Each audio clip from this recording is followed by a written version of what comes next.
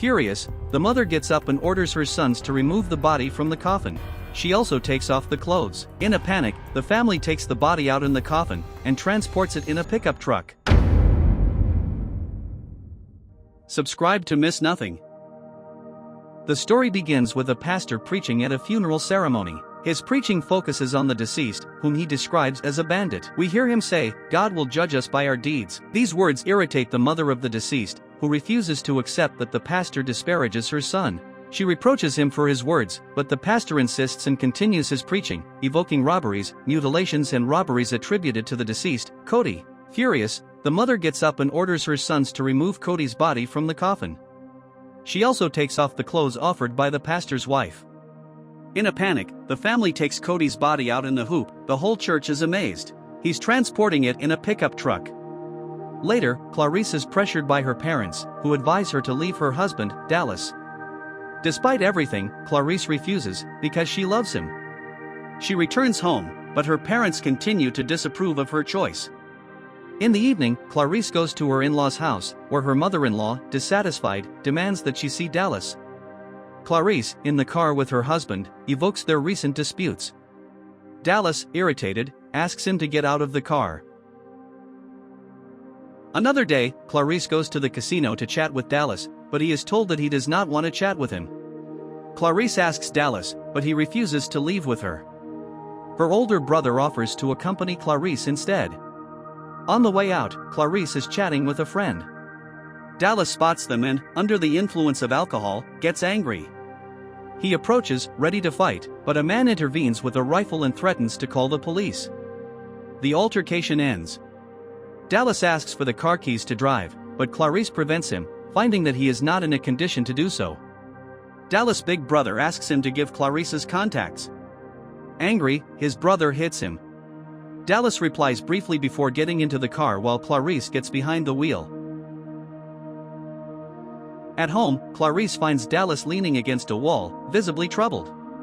She approaches him, asks him about his condition, and ends up taking him in her arms, crying with him. The next morning, Dallas goes down the stairs and exchanges a few words with Clarice about the events of the previous day. However, he refuses to delve into the topic further. Clarice leaves the house to go to work. On the way, she takes a break at a friend's house and discusses with her and her husband Dallas's worrying attitude.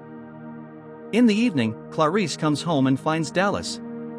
They chat and decide to go out with friends. Clarice goes up to the room to change, but when she comes back, she discovers that Dallas has already left. Dallas is sitting with her friends. When Clarice arrives, she sits down next to him, but Dallas, obviously upset, speaks to her dryly and in a rude way in front of their friends. At this moment, Dallas files for divorce. Shocked, Clarice refuses to believe it, but he tells her that he has already prepared the papers and advises her to find a lawyer. Furious, he leaves the table and leaves the restaurant. A friend of Clarice accompanies her home and offers to spend the night with her to comfort her. However, Clarice asks her to return to her husband. That night, Clarice leaves the house and returns to her parents. The next morning, she wakes up in her childhood bedroom. Her mother comes to her, comforts her, and welcomes her. Clarice goes down to a breakfast with her parents and tells them about the divorce. Later, she decides to play sports to change her mind. During her jog, she remembers the good times spent with Dallas, her ex-husband. At home, Clarice finds her mother in the living room, crying after reading the divorce papers.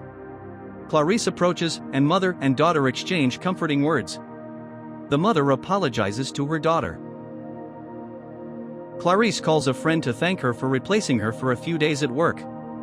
She also entrusts him with the news of the divorce papers. Soon after, her father decides to take her shopping. In front of the supermarket, Clarice meets an old friend. Her father lets them chat while observing them from a distance. On Sundays, at church, Clarice's father preaches on the topic of divorce. These words touch Clarice, who feels bad and saddened. On the way out, she is talking with her mother. A friend also comes to talk to her, and her mother offers her a cake.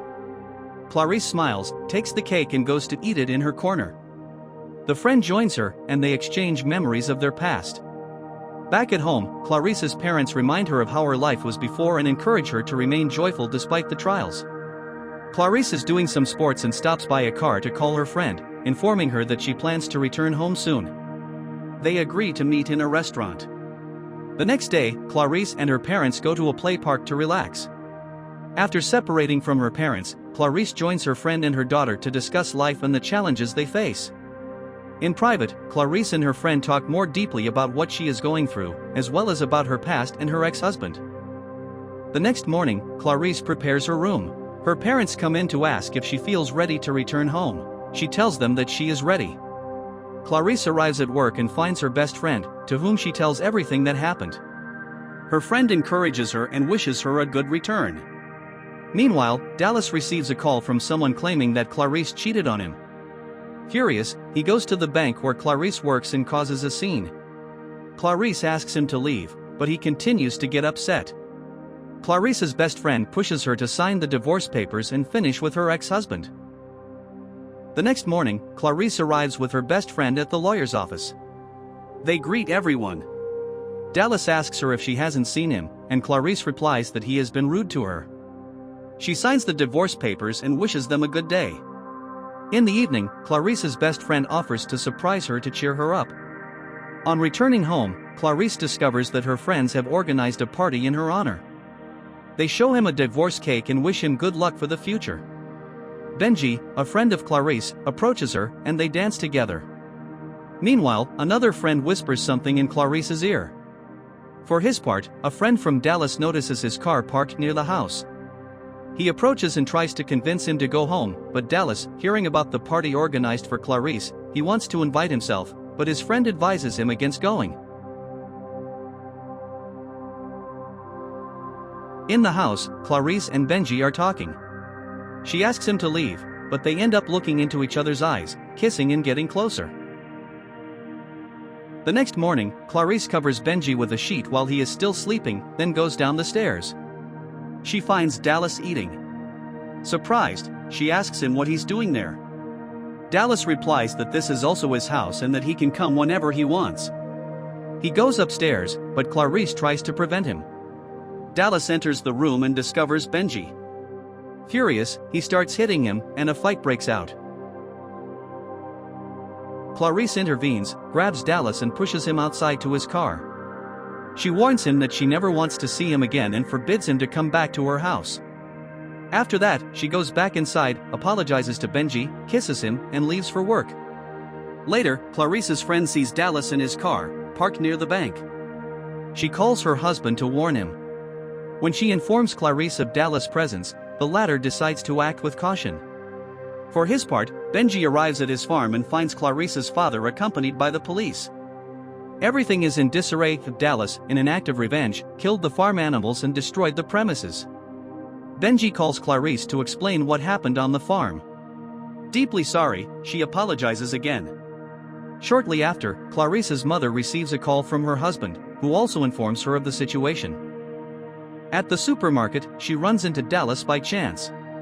Enraged, he speaks to her in a rude way, threatens her and tries to stab her. Clarice's mother manages to flee just in time. In the evening, Dallas goes to one of Clarice's friends. He becomes aggressive and begins to threaten everyone, shouting and causing an argument. Dallas's friend, overwhelmed, kicks him out, explaining that he doesn't want any problems. Meanwhile, Clarice's father learns that Dallas has threatened his wife.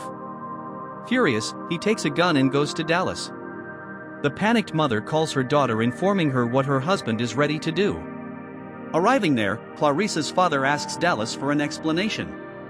The latter refuses to cooperate and orders him to leave, adding that he is ready to fight. The situation escalates when Clarice's father points his gun at Dallas. The latter's brother intervenes to disarm the father. Dallas and his brother hit him violently, but their mother intervenes to stop the conflict. Hurt and humiliated, Clarice's father remains on the ground. Clarice and Benji arrive there, and find him in his car and urgently take him to the hospital. Benji, angry, asks the police to arrest Dallas. However, the agents explain to him that they need solid evidence to act. For his part, Dallas receives a message containing a photo of Clarice and Benji. Clarice calls him and says that Benji surpasses him in everything. Mad with rage, Dallas goes to Clarice's house to tell her about the situation. When he arrives, Benji is absent. A heated discussion breaks out, and Dallas becomes violent. He hits Clarice, inflicting a wound on her mouth. Terrified, Clarice tries to warn the police with her phone, but Dallas continues to threaten her. In a gesture of desperation, Clarice grabs a rifle from the house and shoots Dallas, who dies instantly. The police arrive quickly on the scene. A few weeks later, Clarice's father is released from the hospital. However, Dallas' family is still furious. Dallas' mother threatens Clarice, claiming that this story is not over. Faced with these accusations, Clarice responds firmly. "This is the end. I defended myself. Let it end here."